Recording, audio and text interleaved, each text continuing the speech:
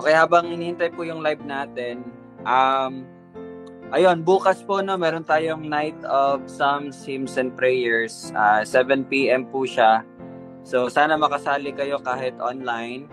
7 p.m. po yun. Tita Susan, matutuloy ka ba sa dinalupihan?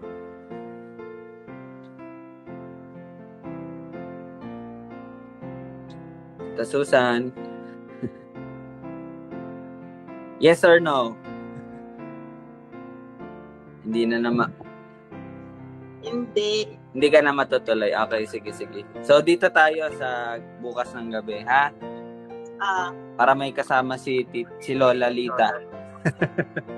Kasi wala ata sila Tito Bong eh. Wala sila bukas. Nasa Manila. Tapos yun, sila Lolo Myong, sana makasali sa online. Bukas po 7, magti-pray po tayo. Yan, sila Tita Che, kala Arshan din. Okay? Sige, naka-live na tayo. Pwede na tayo mag-take 2 ulit. Tapos, online na ako bukas.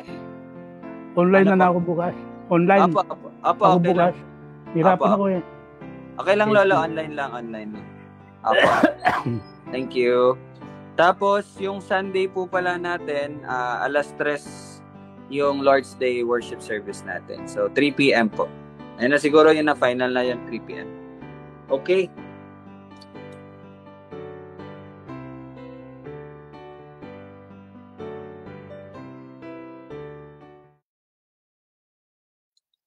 Ayan. Okay na po. Sige, once again, good afternoon. Welcome sa ating Bible study.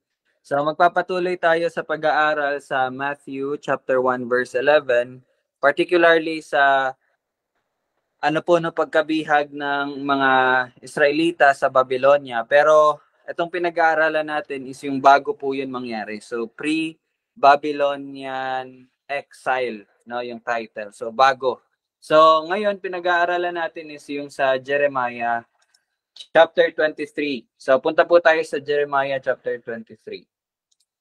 And kahapon, I think napag-usapan natin yung verses 1 to 3. Kung matatandaan niyo po, verses 1 to 3. Magkaroon lang tayo ng short na recap. Yung sa verses 1 to 3 is about po dun sa paghatol ng Panginoon sa mga pastol na tinatawag, which is dito sa kontekstong ito yung mga hari, yung mga hari, mga pari at mga propeta na hindi sumusunod sa Panginoon, bagkos naging dahilan upang yun nga, yung mga Israelita ay sumamba sa mga Diyos-Diyosan at hindi rin sumunod sa Panginoon. So, galit ang Panginoon doon at kaya hinatulan sila. Sabi nga ng Panginoon, verse 2, dadalawin ko kayo dahil sa inyong masasamang gawa, sabi ng Panginoon. And verse 3 ay sa verse 2 yun nga sinabi na parang magiging parang ipapangalat din ng Panginoon tong mga hari. So mamamatay sila dun sa ibang lugar, sa kung saan sila nabihag. So ganun po mga nangyari sa kanila.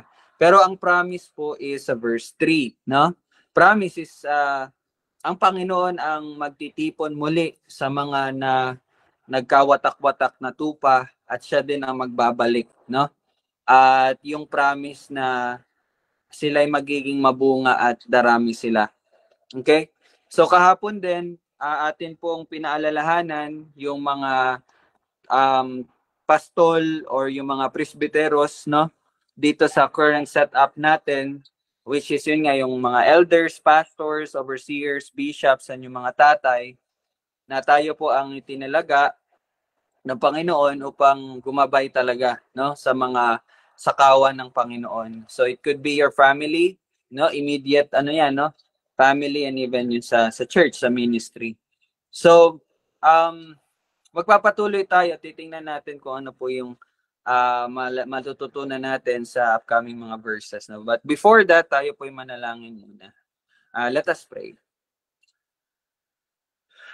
O Diyos, ikaw ang aming Ama.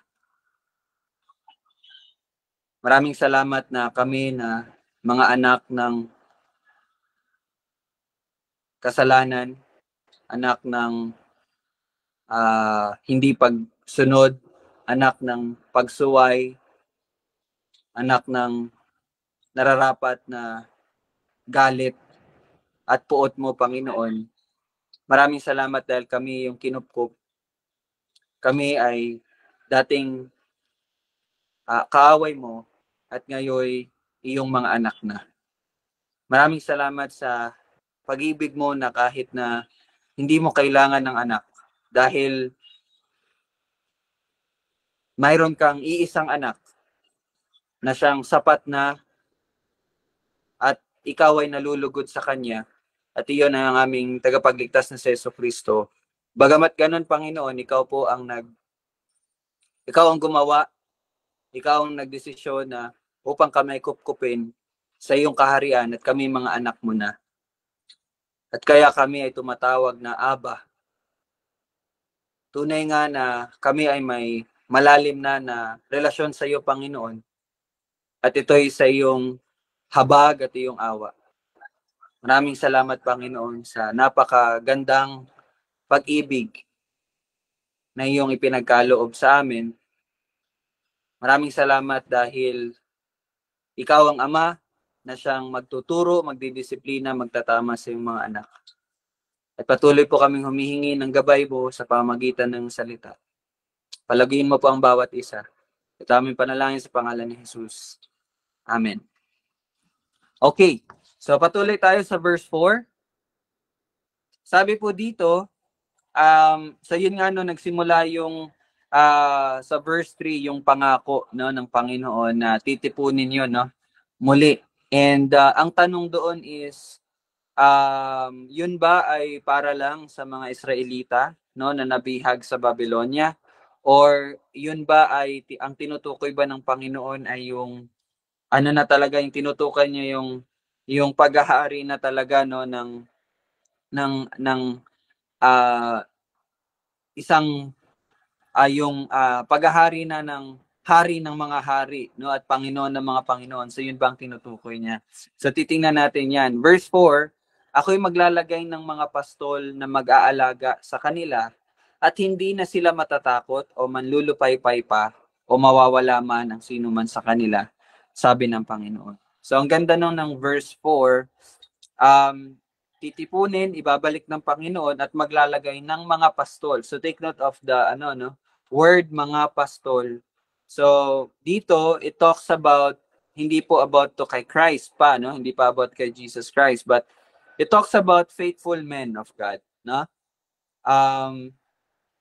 Sino ba to sila, no? Yung mga prophets, no, na mga sumunod sa Panginoon. Actually po, no, kung makikita niyo po, yung mga susunod na mga propeta, yung simula kay yung mga nabasa natin, no, Daniel, Hosea, Amos, Joel, no, yung minemorize niyo po, Obadiah, Jonah, Micah, Nahum. So those are examples ng mga pastol na mag-aalaga. And then we also have mga disciples, no, mga apostles, and yun po yung mga kasama dito sa verse 4 na pinangako ng Panginoon na there will be faithful men, no, na mangangalaga talaga sa mga pastol. And again, ko lang po ulit sa mga presbyteros, no, sa mga itinalaga ng Panginoon, tayo sa mga tatay and sa mga yung mga elders, no, ng church. One of the defining characteristic of a tawag dito, yung faithful na pastol is lagi talaga nating tatandaan yung mga pagtatama talaga, no? This is one thing na na-learn ko talaga recently, and yung pagtatama, no? Wala talagang toleration, hindi talaga natin ito tolerate. So kasi sa mundo ngayon ang tinuturo talaga is ang pag-ibig, hindi mo daw sasabihin, no? Hindi mo sasaktan yung taong nagkakamali, na kahit na ang kinalabasan is pag-tolerate. So we have to remember na ito isa sa mga mabigat na ano talaga, mabigat na tungkulin no ng mga yon presbyteros, no, mga pastor or mga elders and mga tatay, no? Yung darating talaga. Actually, mababasa natin 'yan later on sa chapter 24 or 25. Nagalit kay Jeremiah yung hari, no? Actually, hindi nabasa na natin yung dati, 'di ba? Kapag sa tuwing nagsasabi ang mga propeta na kayo ay paparusahan ng Panginoon dahil ganito ganyan. 'Di ba ang usual reaction ng mga hari or ng mga Israelita, nagagalit sila, no? To the point na gusto nilang patayin yung propeta. Well, that is one of the ano talaga, no? One of the common response ng mga ayaw tumanggap ng pagtatama or ayaw tumanggap ng ano, pagkakamali. Magre-retaliate talaga 'yan. Magagalit sila, so yun, I mean, gusto ko lang po i-ano sa lahat na yun ay kalakip po talaga. There will be times na kapag nagtatama tayo pa yung nagmumukhang masama, no? Which is, the mistake is doon sa taong tinatama. Kasi out of, out of pride, nagagalit sila or even hinahanapan ka ng bakit kasi ganyan ka magtama? Actually, hindi dapat ganun, no? So, pero anyway, despite of that, hindi dapat yon maging dahilan upang maging tikom na lang tayo ang bibig natin at hindi itatama. As long as nandun talaga yung tunay, no, na puso ng pagtatama mo, which is para lang naman din sa kanila. So, well anyway, Jeremiah, sabi nga ni Lolom yung kanina, yung inano ko yung cellphone, grabe to si Jeremiah, no? Iyak ng iyak to si Jeremiah. Grabe din yung pinagdaan ni Jeremiah, which is true talaga kung babasahin niyo po yung book of Jeremiah. Iyak nang iyak si Jeremiah. Kasi nandun yung awa niya, nandun yung pag-ibig niya para sa mga Israelita, pero nandun yung gusto siyang patayin, gusto siyang saktan, pero ang response niya pa rin, Lord, patawarin mo tong mga taong ito. Sana bigyan mo sila ng chance. So ganun po yung kay Jeremiah, no. So again, yun yung mga tinalaga ng Panginoon ng mga pastol na siyang mag-aalaga talaga.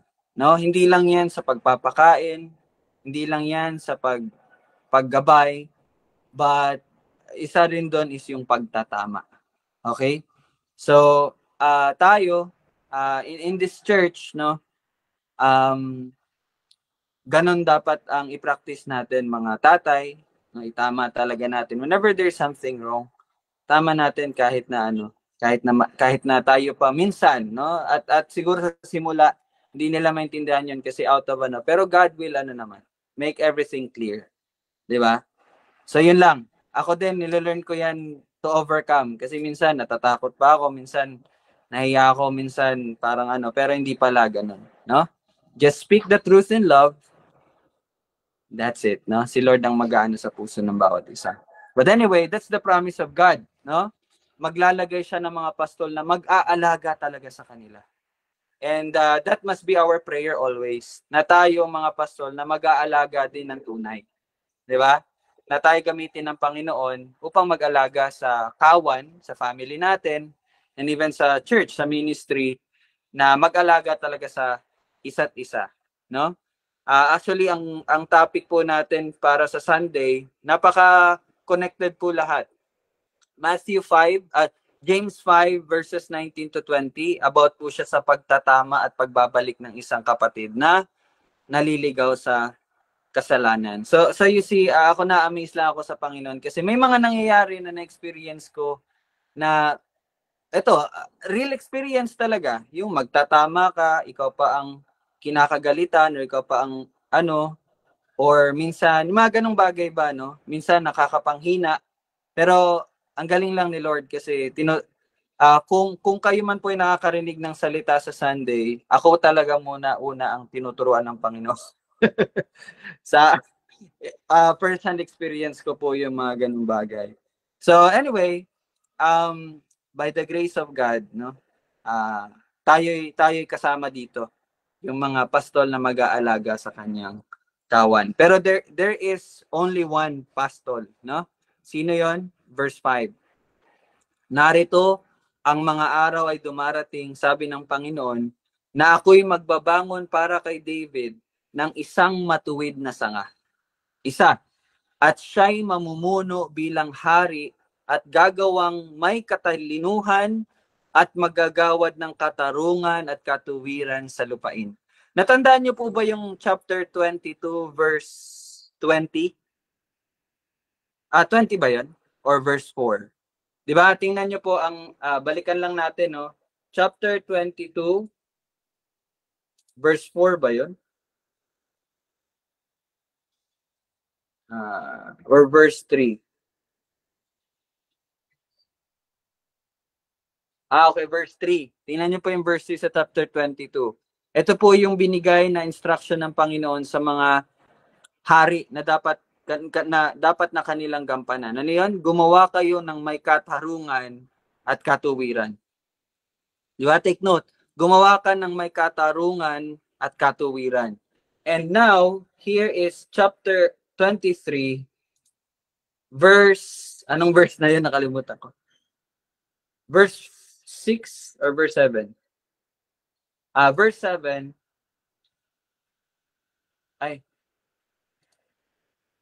Verse 6. And here's verse 6. Hindi. Verse 5. Verse 5. Okay, verse 5. And here's verse 5.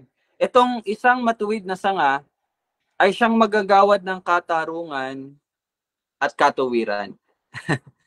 Nakita niyo po yung ano niya, yung connection niya. Di ba? Ibig sabihin, itong isang matuwid na sanga na ito, siya yung magtutupad nung iniutos ng Panginoon sa kung paano dapat maghari ang isang matuwid na hari. Di ba? Siya ay magagawad ng katarungan at katuwiran sa lupain. Sino po yon? And that is Jesus Christ. So you see, we are in the Old Testament. Binabasa natin is Jeremiah. But Jesus Christ is already, nabanggit na po siya in Jeremiah. Kahit nga sa Genesis chapter 3, kahit nga sa Genesis chapter 1, Jesus Christ is already there. So kung babasahin niyo po yung, kung may magsasabi, wala pa naman si Jesus Christ sa Old Testament, well, let me tell you, in Genesis chapter 1, nabanggit na po ang ating Panginoong Hesukristo. Di ba? And here, promise ni God sa mga Israelita, magbabangon siya para kay David. Kaya nga po galing kay David si Jesus Christ, I mean sa linya niya sa earthly family tree, Ito po ang promise ng Panginoon. So, verse 5, sa kanyang mga araw ay maliligtas ang Juda at ang Israel ay tiwasay na maninirahan. At ito ang pangalan na itatawag sa kanya, ang Panginoon ang ating katuwiran. Sounds familiar po ba, mga kapatid? Ang Panginoon ng ating katuwiran. Di ba? Tayo po ay naging matuwid. Di ba? Tayo po ay naging matuwid sa harapan ng Panginoon, hindi po dahil sa ating katuwiran, but sa katuwiran ng ating tagapagligtas na si Jesucristo. And tunay nga, di ba sabi niya, at ito ang pangalan na itatawag sa kanya, ang Panginoon ang ating katuwiran. Our righteousness is Christ. Hindi po talaga yan sa atin, but it is Christ. So ibig sabihin, kung makikita niyo po dito, ang pagliligtas na binabanggit ng Panginoon dito sa mga Israelita is, yes, ibabalik po sila ng Panginoon mula sa pagkabiyag sa Babylonia after 70 years. After 70 years po ng pagkakabiyag sa Babylonia, babalik po sila sa the Promised Land. Okay? Yes, pero meron po palang nakatago dito na eternal perspective na pagliligtas at pagbabalik. Okay? And in which, dun po yun natupad kay Jesus Christ. Okay? Naintindihan po ba natin? Nakakasunod po ba tayo? So that is the promise of God.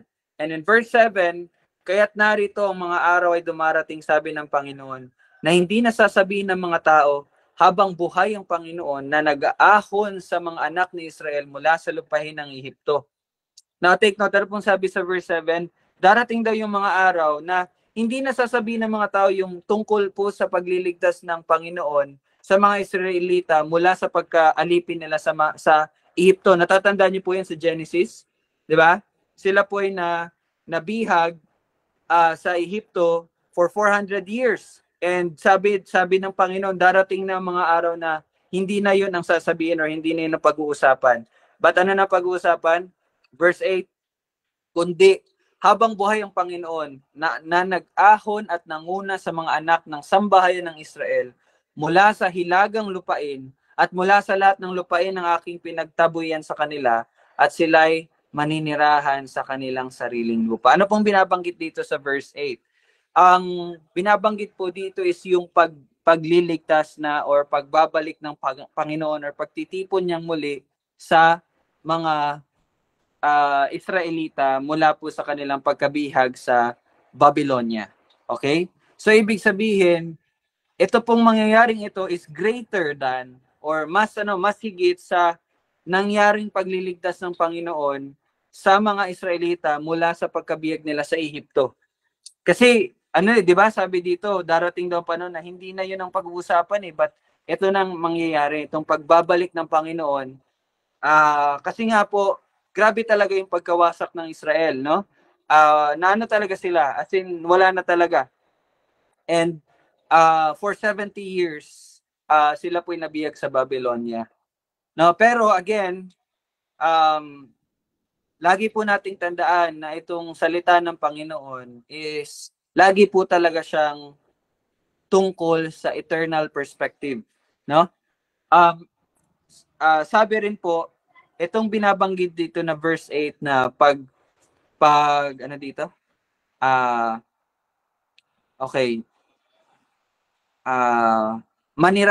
Sila'y manirahan sa kanilang sariling lupain. Ito din daw po yung shadow na mangyayari sa Millennial Kingdom. Ano po yung Millennial Kingdom? Christ, sa pagbabalik po ng ating Panginoong Hesukristo, siya po ay maghahari for 1,000 years dito sa mundo natin. And by that time, he will gather or titipunin niya na po yung lahat ng mga mananampalataya from all over the world. So, yun din daw po yung parang pinapakita dito sa verse 8, no? Yung mangyayari in the future sa millennial kingdom na tinatawag or 1,000 years na paghahari ng ating Panginoong Hesukristo.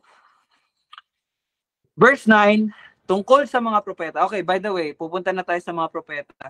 So, baka may maidagdag po kayo doon kanina sa verse 4 hanggang verse 8.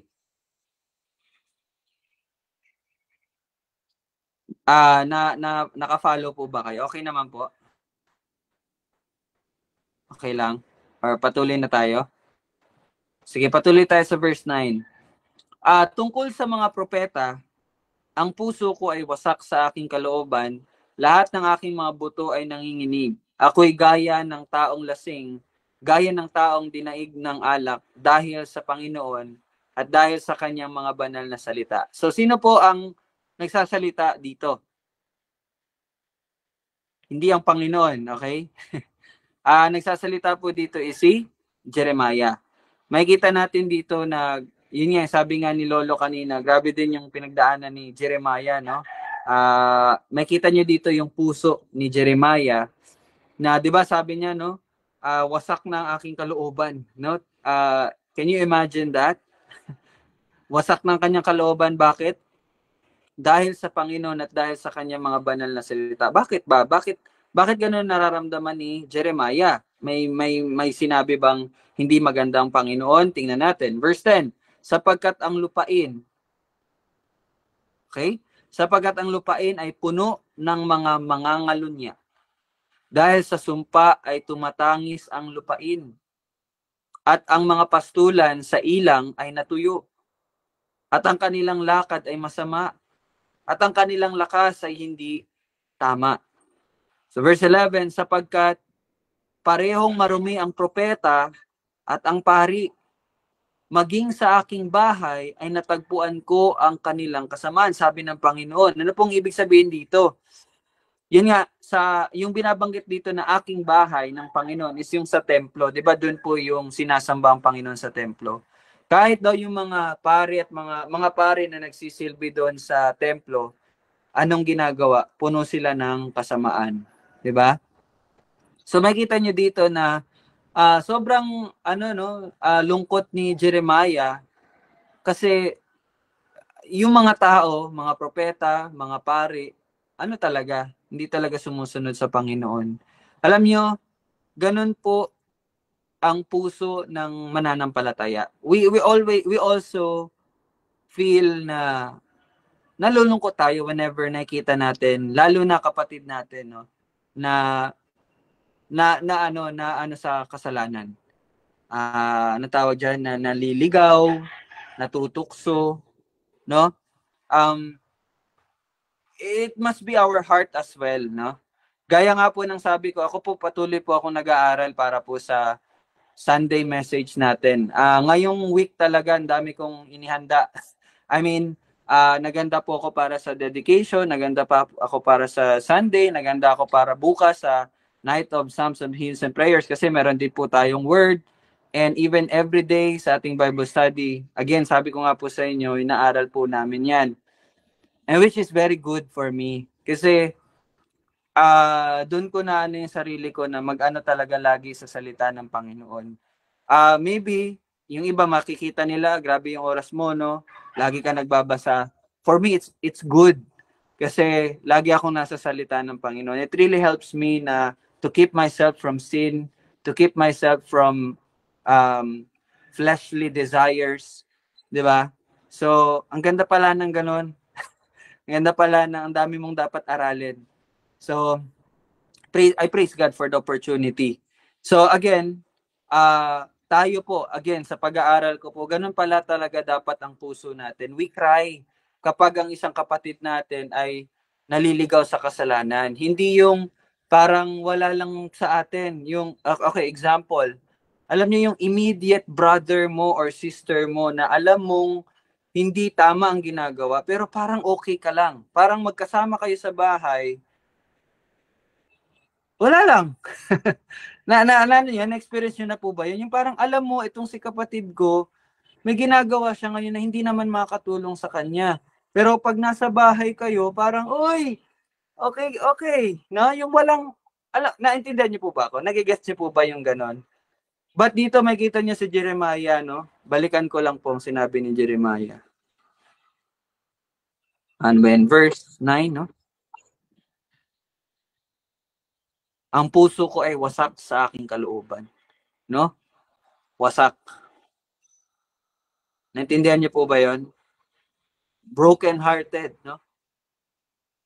Hindi yung broken-hearted ka kasi hindi ka pinansin ni crush. But here, broken-hearted siya kasi nakita niya yung mga tao. No? Kaya yung judgment ni God sa kanila, which is karapat-dapat naman. Pero still, nandun yung puso ni Jeremiah, no? Diba?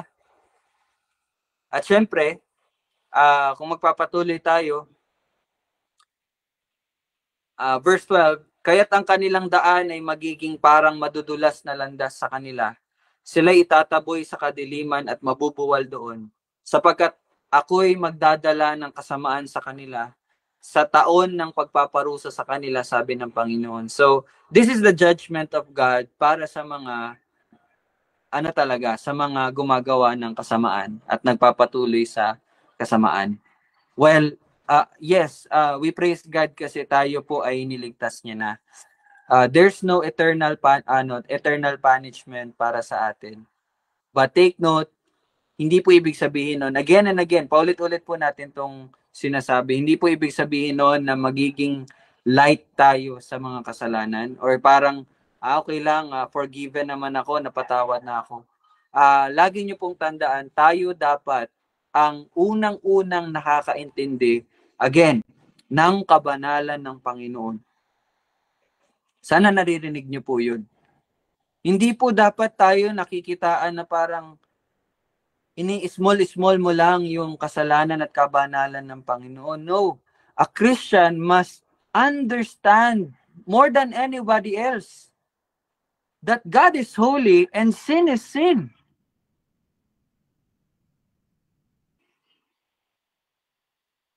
Kaya napakasalungat na isang Kristiyano, ini-small niya lang yung kasalanan o yung kapatid na gumagawa ng kasalanan, na okay lang yan. Very ironic. Naintindihan niyo po yun?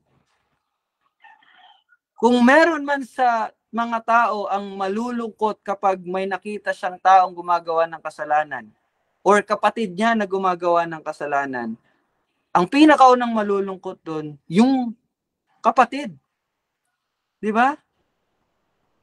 Hindi yung suportado mo pa yung kapatid mo. Sige, patuloy ka dyan sa walang halagang bagay na ginagawa mo. Di ba? Tapos pagdating sa bahay, pareho pa kayong may hobby na ginagawa ninyo. Di ba yung mga ganong bagay? We must be discerning. Ito bang ginagawa natin is very helpful in our spiritual lives? Makakatulong ba ito sa paglago natin or it will just take our time? Kaya po nagkakasala, kaya gumagawa ng maling desisyon kasi nga walang pag-aaral ng salita ng Panginoon. Kaya tingnan mo si brother. Mali yung desisyong nagawa. And ikaw sister, ikaw brother, ikaw mother, ikaw father, may ginawa ka ba? Or tinolerate mo lang? Di ba mga kapatid? So verse 13, at sa mga propeta ng Samaria, so dito naman ang inaano po dito is yung mga propeta sa Northern Kingdom. Tandaan niyo po, ang Israel ay na-divide sa dalawa, sa North at sa South, and yung North is tinatawag na Israel, yung South tinatawag na Judah. And yung capital city ng North is Samaria. The capital city ng South, which is Judah, is Jerusalem. Okay?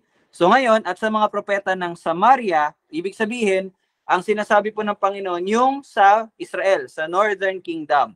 Okay? Ay nakakita ako ng kasuklam-suklam na bagay. Sila'y nagsalita ng propesiya sa pamagitan ni Baal. Natatandaan niyo po si Baal? Di ba? Nung last Sunday na ano din natin si Baal, no? At iniligaw ang aking bayang Israel. Okay, so actually ito talagang issue sa Northern Kingdom, yung pagsamba nila kay Baal, no, mga Diyos-Diyosan. And verse 14, ngunit sa mga propeta ng Jerusalem, okay. Ngayon naman, ang pinag-uusapan natin yung mga propeta sa Judah, sa Southern Kingdom, ay nakakita ako ng kakilakilabot na bagay. Sila'y nangangalunya at lumalakad sa mga kasinungalingan. Pinalalakas nila ang mga kamay ng mga manggagawa ng kasamaan. Ano pat walang humihiwalay sa kanyang kasamaan. Silang lahat sa akin ay naging tulad ng Sodoma at ang mga naninirahan doon sa akin ay tulad ng Gomora. May nabanggit po dito dalawang lugar, Sodom at Gomora. Sodoma at Gomora. Sabi ng Panginoon, tulad daw, no, naging katulad yung Jerusalem or yung Judah ng Sodoma at Gomora. Now, for us to understand, kailangan natin tingnan ano ba yung nangyari sa Sodoma at ano ang nangyari sa Gomora. Bakit nabanggit ito ng Panginoon? Ano ba ito? Sino po yung nag-search? Sino po nakakaalam? Ito yung lugar na sinunog ng Panginoon dahil sa mga kasamaan. Ay. Amen. So, Sodoma at Gomora po is dalawang bansa na tinupok ng Panginoon gamit ang apoy dahil sa labis na kasamaan nila. Okay? Now, what is the importance of Sodom and Gomorrah? Kung ang kung ang, ano ko ba ito sabihin? Okay. Kung yung pinag-usapan natin kanina, yung sabi ng Panginoon, yung promise ni God na magtatayo siya ng isang pastol na mga ngalaga. 'Di ba? Shadow po 'yon na darating, shadow po 'yon ng darating na tagapagligtas si Jesus Christ. Tama? Ito ring Sodom at Gomorrah is also a shadow ng darating na pagparusa ng Panginoon para sa mga hindi mananampalataya. Naintindihan niyo po 'yon? Yung nangyari po sa Sodom at Gomorrah is just the shadow of the coming wrath and judgment of the holy living God. Okay? So, ibig sabihin, grabe pala talaga ang mangyayari. And dito rin natin makita at maintindihan na grabe din pala na ang ginagawa ng Jerusalem at Judah. Jerusalem at Samaria. No? Ng mga Israelita. They are really hindi ko lang po talaga ma-describe eh. Ang masasabi ko lang talaga gumagawa sila ng kasamaan. Pero sana nararamdaman nyo ngayon ang galit ng Panginoon sa kanila. To the point na sinabi ng Panginoon, para na kayong Sodoma at Gomorrah. Okay, para mas maintindihan nyo po, yung time na Great Flood, di ba? Yung winipe out ni Lord the entire human race. Hindi naman entire, may naiwan po, 8. Can you imagine kung gaano kagalit ang Panginoon? Naintindihan niyo po ba yun, mga kapatid? Imagine, 5 million, di ko lang alam kung ilang tao during that time. Pero the Lord, because of His righteous anger, righteous wrath, no? He wiped them all. And by the grace of God, merong 4 or 8 na naiwan. Can you imagine the anger of God, the wrath of God?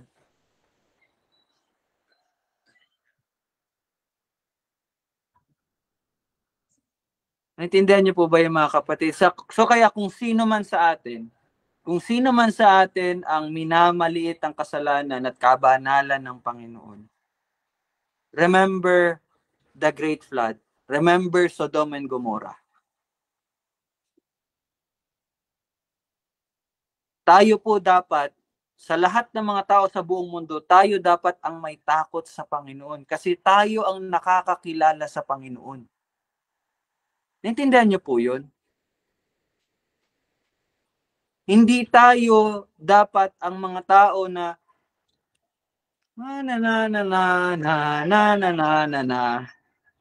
Hindi tayo ganun. But tayo mismo lagi ang nauuna, iniisip natin, is this pleasing to my King? Naintindihan niyo po ba? Tayo dapat yung mas nakakaintindi na ganun ang ating pagtrato sa Panginoon.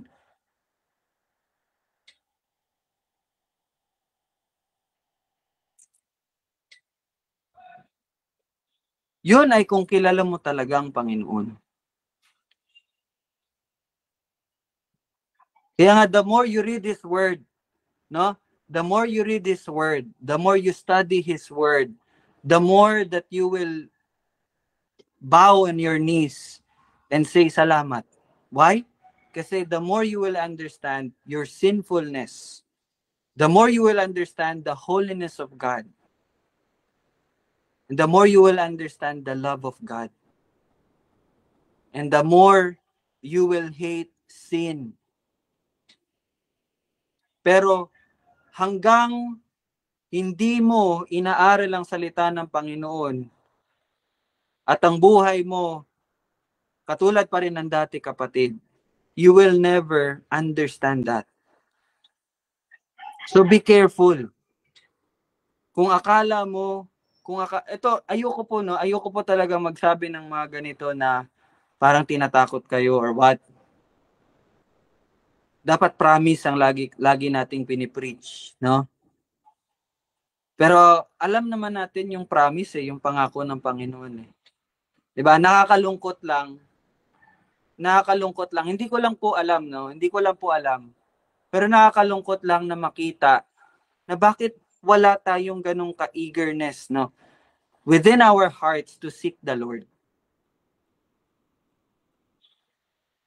Hindi ko na po alam anong pinagsasabi ko ngayon. Pero alam niyo po ba yung nararamdaman mo na, Lord, every time na nagigising ka, Lord, I want to know you. Lord, may nagawa akong kasalanan. Di ba? Yung gusto mo siyang isik talaga. Yung hindi lang siya parte ng buhay mo, but siya yung buhay mo.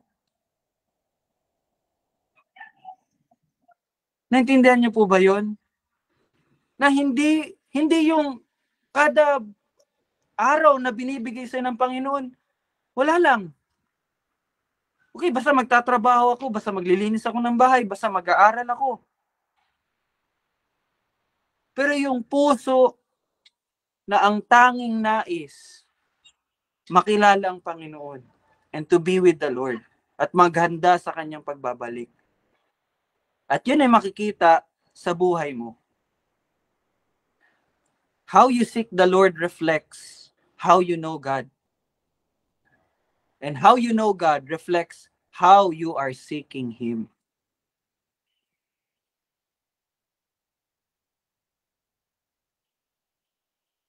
Life. Di ba? Kaya nga sa Book of James, no? Sa Book of James, kung mapapansin nyo, ang turo sa Santiago is all about manifestation of a true believer. Manifestation of a true faith. Pagpapakita ng tunay na pananampalataya. Bakit po? Kasi it will really manifest. Makikita at makikita po talaga yun. Diba? Okay, verse 15.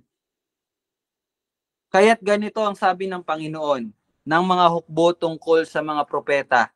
Narito, papakainin ko sila ng halamang mapait at binibigyan ko sila ng tubig na may lason upang inumin. Sapagkat mula sa mga propeta ng Jerusalem ay lumaganap ang karumihan sa buong lupain. So you see, makita niyo po dito, sila ng mga propeta na sana ay tiga hayag ng salita ng Panginoon. Sa kanila pa mismo nang gagaling ang kasinungalingan, di ba? At ang maling instruction, no? Actually, kung babasahin natin, there are 40